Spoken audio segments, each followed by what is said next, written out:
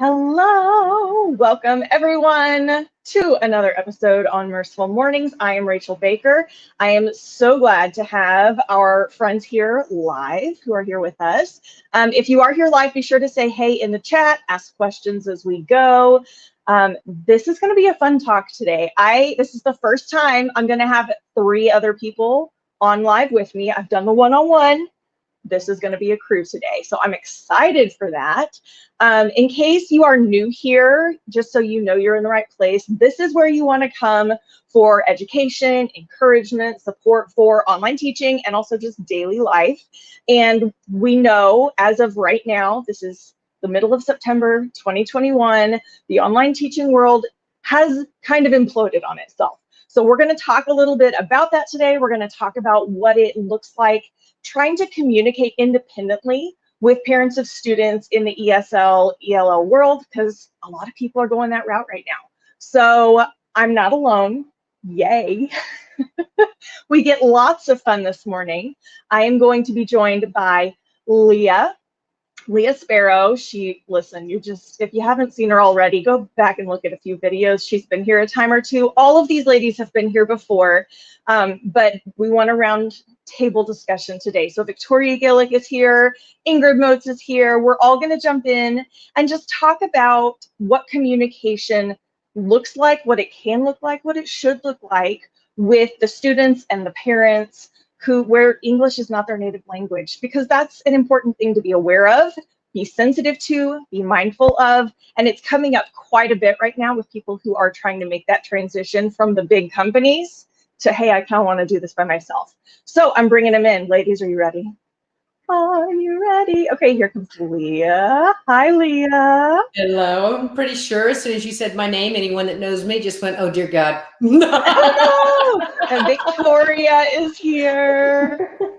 And Ingrid. Yeah, the gang's all here. I'm so excited. Okay, we're going to go real quick because my viewers know I try to keep these under 30 minutes, so it's watchable, right? So very quickly, we're going to go around, just say who you are and what you're about. I'm going to start with Leah and then go from there. Okay, so I'm Leah Sparrow of teacherleah.com, and I help you market your business on social media. A lot of people ask the question, how do I find students? That's me. So there's a lot of steps that are involved, but my biggest thing is just start posting. You don't find students, you attract them. Yes, love it. She's the guru for marketing and finding your students. So take down your notes as you're listening. Next, we'll go to Miss Victoria. Hello. Hello, everyone. Good morning. So I do a lot of independent, I do a lot of support for individuals that are already doing the teaching culturally responsive classroom in the brick and mortar classroom. So we do mini classrooms, I would say. So maybe creating their own classrooms, or I don't know. You do a lot of the virtual stuff, man. Yeah, we do a lot of virtual stuff. So maybe not one-on-one, maybe the classroom part of it. So group classrooms, trying that classroom piece. So you might be doing brick and mortar, even the one-on-one parent piece or parent platforms that might come into play in this part. So yeah. And I always love your virtual backgrounds. And we've talked about that before. If you have not seen that video, I'll, wherever the link pops up, I'll link that one too. But this is the queen of virtual backgrounds. So if you are needing to up your game in that, she's your go-to for sure. Sure. I love it. Okay. And Ingrid, welcome. Thank you. So I run a small tutoring business. And so anybody who's interested in learning about how you can expand your business, really one of the things that I love talking about is how to get that 5 stars, how to go above and beyond and really over deliver for your families. Quality, giving them an experience that's going to really transform their lives. This is a really big passion of mine. I got into teaching as a math teacher. And so I want to see students come out with confidence, right? I want them to go from being stuck and insecure to knowing that they can take that problem, solve it, and then use that the rest of their lives. So I'm really, really big about making a transformation and about talking about that transformation, talking about your own story and mindset. So that's kind of where I am on my journey. Been doing it since 2016, online teaching, and then building that background structure of how to run your business. So if you're interested in any of that, quality teaching, business development, and curriculum, I make my own worksheets, and I am building out a team to do that. So I'd love to help anybody who's interested in those areas. Yes, I love it. And you've got an organization. This is where we talked before. You've got an organization running On Out School. You run your own business, have your own crew of teachers. I love it. And I love that idea of transformation. And math is big for that, right? Kids that come in with no confidence in math. I've seen that so many times. So I love that. And that leads us to our topic today, because in order to communicate that, in order to get students to that point, you've got to get parents on board for that too, right? You've got to be able to communicate with the parents and say, this is what we're doing, this is where we're headed. So one of the things I do want to address today, because the online ESL company world has kind of imploded on itself. We've talked about this. If you don't know what I'm talking about, again, previous video links pop up wherever it is they pop up. It's been a lot, and a lot of online teachers are looking for new ways to teach online and continue that ESL education, right? We've talked about ways to do that on OutSchool. There's also, Leah is connected with quite a few people who do that online independently, I know. So you can check her out as well. But in making that transition, for these teachers who are trying to make that transition, ladies, from the companies to independent online ESL teaching, what do they need to consider when they're trying to communicate with parents? What is like top of mind for you? Oh, you've got to make sure.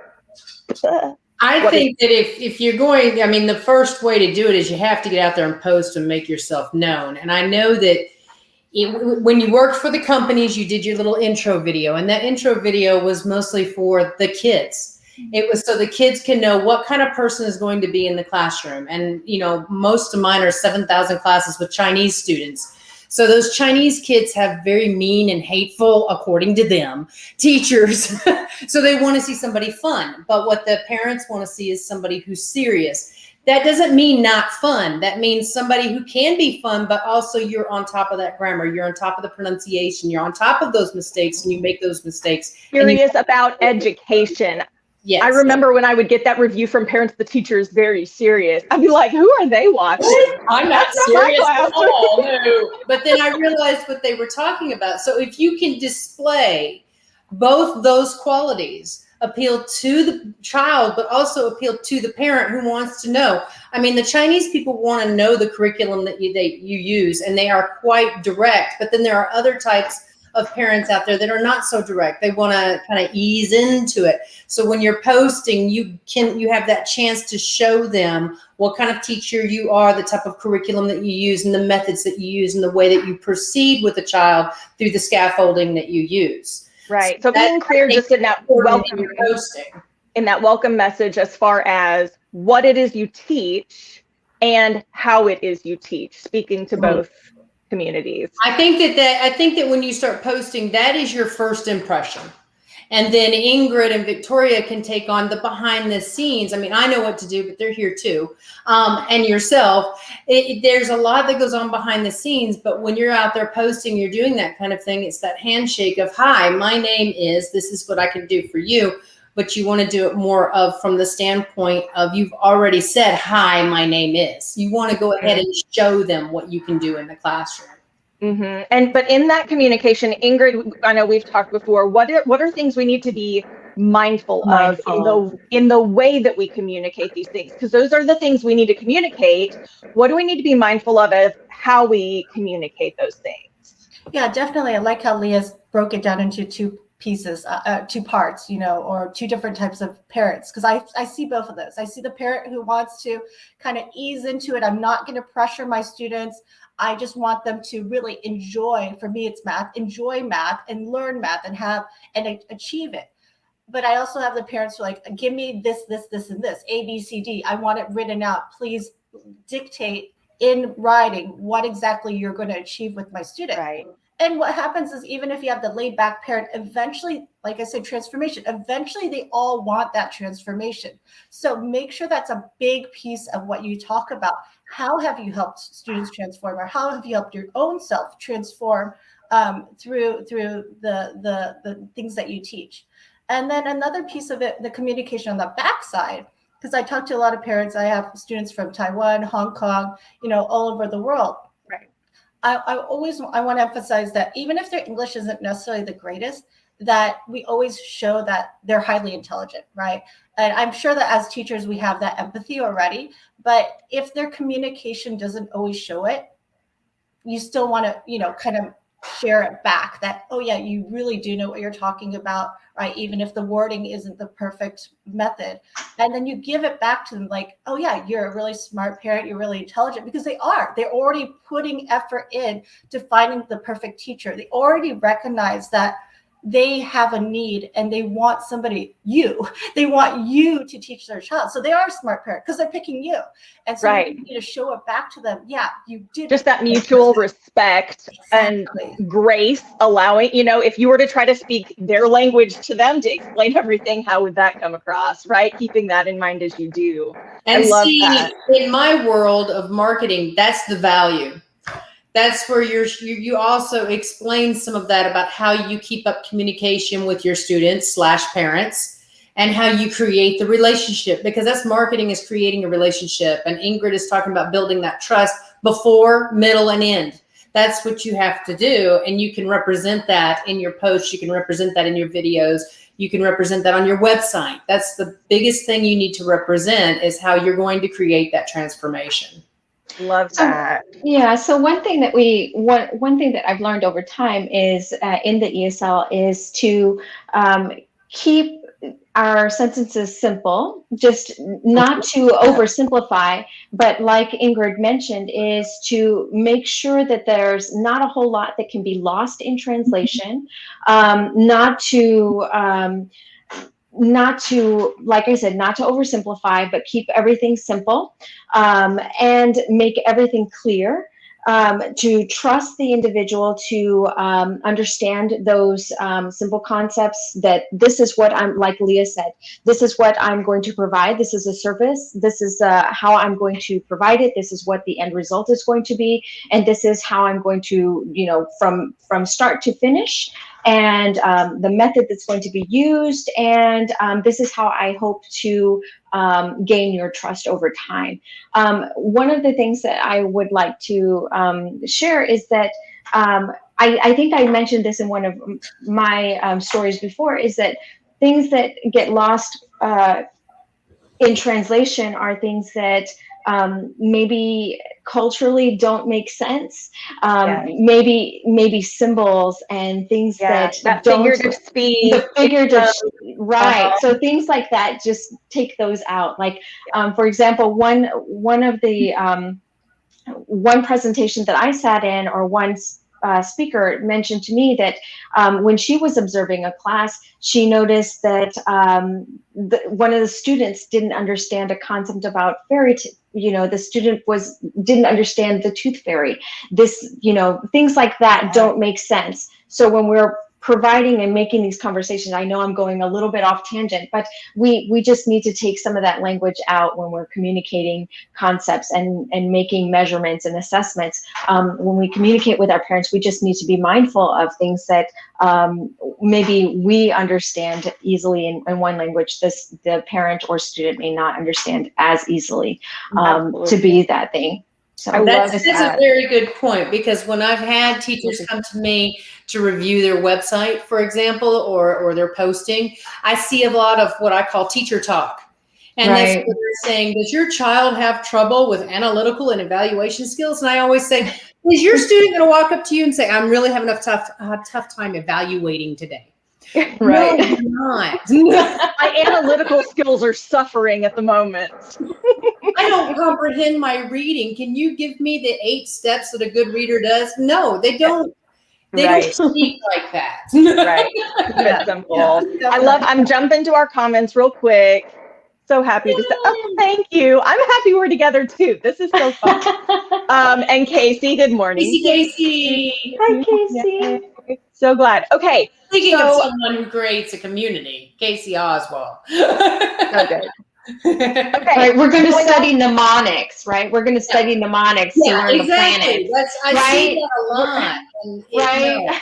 So we want to be clear. We want to be clear. We want to be mindful. With that mindfulness, I want to kind of flip, not even just to the words we use and the language we use, but culturally.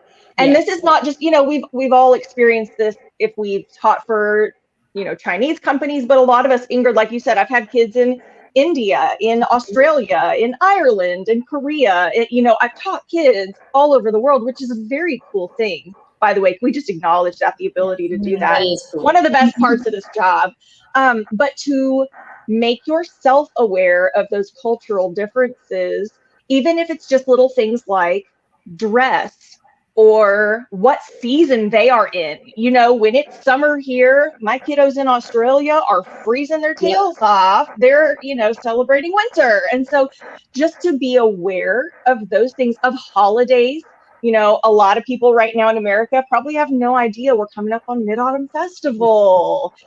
For people in China, that's a big deal. And so is there anything along those lines? That comes to mind for me. I think that opens up the discussion within the classroom for the cultural thing, especially if you're doing ESL students or any classroom, really, because if you take yourself back to school, you always like the teacher who is able to bring your world into the classroom. Yeah. So it created a connection with your prior knowledge, and it helped you learn better by being able to use those things in your life and apply it to the skills that you're trying to learn now. So I think it's very important to understand their culture. So you can, it's okay not to understand their culture right now. Ask them a question. Ask them, hey, how's your day? Is it, when is your next holiday? Ask them those things. Ask them about their culture, because then that also creates the relationship that we desire. I'm a marketing person, so I'm all over this relationship thing. But at the same time, that's what teachers do. Right. That's what a teacher is. Making those connections. It's a relationship communicator who wants to share new ideas. And I was going to say the same thing. Like, if you don't know and you talk about it and they give you feedback, don't feel bad not knowing, but give them an opportunity in the classroom to share. Like, coming in the U.S., students don't necessarily know what s'mores are, right? So then you can share about that, and then you have that opportunity. Well, what do you like? What do you treasure? In their culture, and so that exchange of culture understanding is a lot of fun. There's been many times when I've sat with my students and gone, oh my gosh, really? Tell me more. Suddenly they're the teacher in the classroom. And that's totally fine, because they're getting more practice with communicating with other people. Especially when it's food. When we're talking about cultural food, I'm like, tell me about this. Yeah. I want to eat that. Where can I get that? But those are great.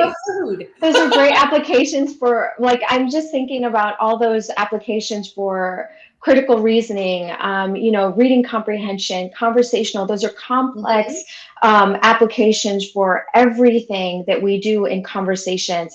And what do those just go straight into writing, and just all of those have applications in complex reasoning. And those are just, the applications for all of those tools that we just taught in that conversation are just phenomenal. And for understanding compassion, the applications for compassion and culturally responsive understanding, and just knowing that are just the exposure to, having those questions asked and answered in just the little 20 minutes or 25 minutes. Well, and demonstrating that it's okay to ask those questions. Yes, and it's important. Scared to ask. Right? Yeah, we don't realize. I think that I think Hispanic. Correct me if I'm wrong, Victoria, but I think Hispanic children are even afraid to ask questions or to walk up and say, "I need to do this." Like, please excuse me, I need to go to the restroom. Especially when they're very young. I know Chinese students are not allowed to question their teachers in the classroom. So when you allow it, it creates more of a comfort zone. It becomes a safe place for your students inside that classroom. I also have been told that Americans are quite direct What? And so, but an Australian told me, she said, I just love Americans because they get to the point. Well, you have to remember that, though. So I get, we talk about the direct messaging from some clients or students, and they start off with hello. And our immediate brain is, oh, it's somebody, either trying to scam us or they're trying to pick us up if it's man or something like that. But what I've found more times than not, especially with India people from India, that's how they start a conversation. They don't just jump in and message you with, hi, can you show me how to blah, blah, blah, blah. They have to do the introduction and the whole etiquette thing before they start jumping into what they really want.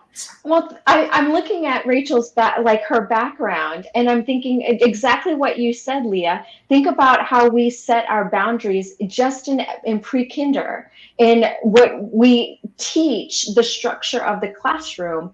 How do we ask permission to go to the restroom? When do the schedule of the day? We are so very direct about how we do things and structure for the classroom. The same is true in how we set, boundaries, and we've established that from very early in the settings. So I was going to say, teacher Casey and the people in Germany.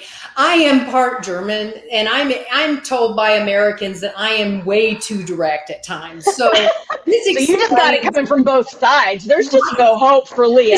I should just hide. So I've been taught by German instructors with my horseback riding, and yes, they are like just, So yeah, that's a whole nother level. But I was told by a Canadian that they are more polite than Americans, and that was his nice way of saying y'all are direct. You just do it.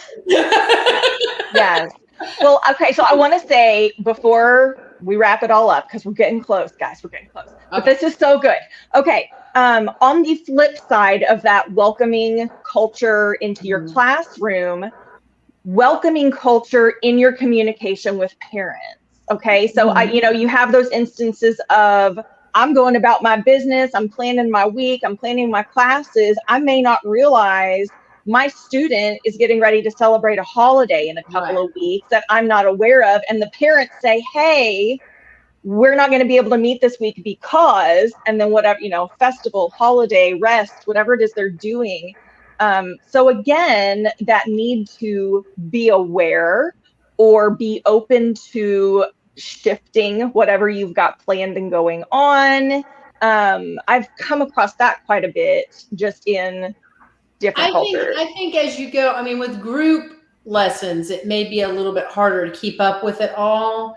But I think as you grow and as you evolve as an online teacher, you will eventually, just like we did with VIP Kid and teaching the Chinese students, we started to know when those moments were. So when you become closer with your students, you can almost send out a little email that says, oh, happy autumn festival day. It's time for mooncakes, everybody. Take a break. Yeah, it's time for a break. I hope you enjoy it. Please let me know what you do on your holiday next time we meet. Mm-hmm. Let them know that you're aware of their culture. I think that's, it's part of that whole, we have a relationship. You're welcome to talk to me. You're free to let me know when you are having a holiday and when you can't make it. You're free to discuss your holiday. Yes, there's a boundary. You don't want everything, but but just to be aware, you want to be a part of their lives as their teacher. Right. And I just, as one kind of quick example of this, and it's something that I had not really considered until I got in the situation, and now I've been able to monitor and adjust. But I do a novel study on a certain book where they are celebrating Christmas in the book. And I had a Venn diagram. This is third grade-ish. We do a Venn diagram. What was their Christmas like back in the early 1900s? What is your Christmas like? Because I celebrate Christmas. Okay. Yeah.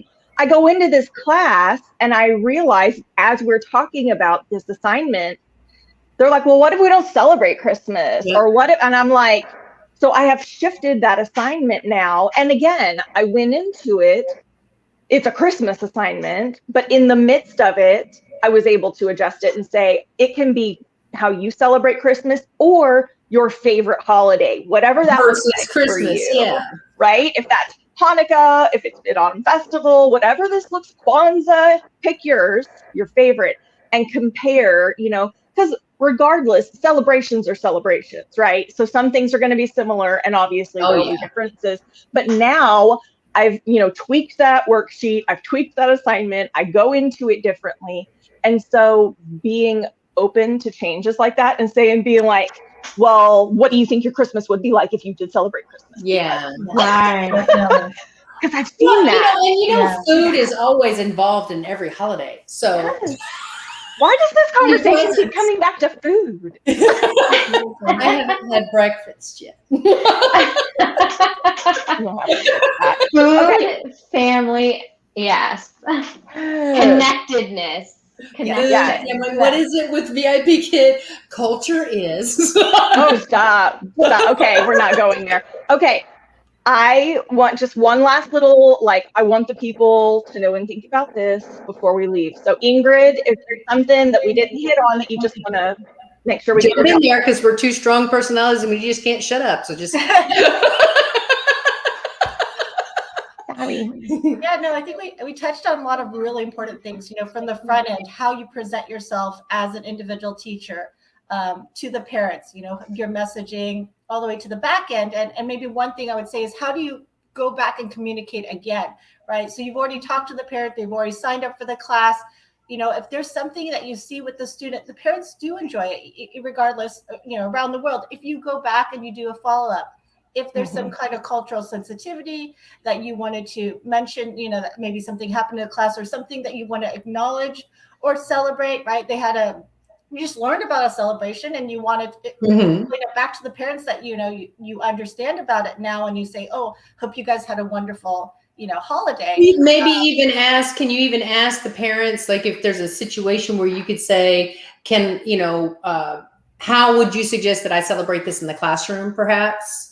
Oh, that's wonderful too. If you have that opportunity, I know my mom was really good about bringing things into my school classroom as examples to celebrate. And she really enjoyed the fact that my teachers allowed that. So if you have an opportunity and you can bring in somebody to share about the culture to other students who might not know about it, or have students bring something, maybe they have something around their house and they can do show and tell and also have that would be really communicate. Cool. There's a lot of really awesome things to, bring our world together because we have that. It's just so cool. It's that opportunity. Everybody's in that same Zoom meeting or whatever the meeting is, and we can see each other and learn from each other. So yeah, definitely. But I love that, maintaining the, it's not just you've made the connection and now you're just dealing with the student. Maintaining that parent contact, communication, this is how your child is doing, or I loved learning about this from your child today, or if you have questions about something, keeping in touch in that way. I love that. It's not all about just in the classroom. So yes, it's continual. Victoria, did we hit all of your high points? Did you have anything else? Yes, the only thing I just warn is or hesitate on is that just be wary, or just really get to make that connection. And then, as always, just be attentive and active listening. Watch the body language, get the feel of it, and be careful if there's a hesitation. Don't be afraid to say in your follow-up that I apologize, or ask for additional support to say, hey, if I accidentally offended, ask for some grace, to say I may have misunderstood. Please allow me some grace as I understand a bit more about your culture, or I didn't mean to put a little too much pressure when I asked this question. It's okay to ask for forgiveness or a little bit more of understanding and grace, because we are still learning. And with Ingrid saying, allow me to share, but a little bit of hesitation when asking for people to share. They may not be in a position to share or provide additional things. So just like I said, just be attentive, and I love that. The grace goes both ways. Grace goes both ways. Yes.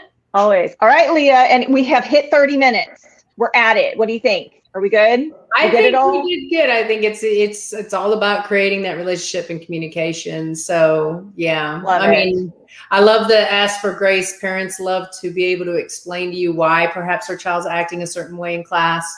And it may give you more insight into why they may clam up, why they're hesitant to do something. And it's not always about you. Sometimes it's just the child. Yeah, I love that. This has been so fun and hopefully very helpful for others as they're getting ready to kind of branch out on their own or engage more in these situations, or if they're moving to new companies that do operate in a different country. I think hopefully this will be very helpful. Thank you all so much for joining today. If you want to connect with Leah or Ingrid or Victoria, check below. There's contact information for each of them. They've all got their area of specialty. This is what I love about collaborating. I can't do all these things. None of us can do all the things. So I find the people for the things that are not my things.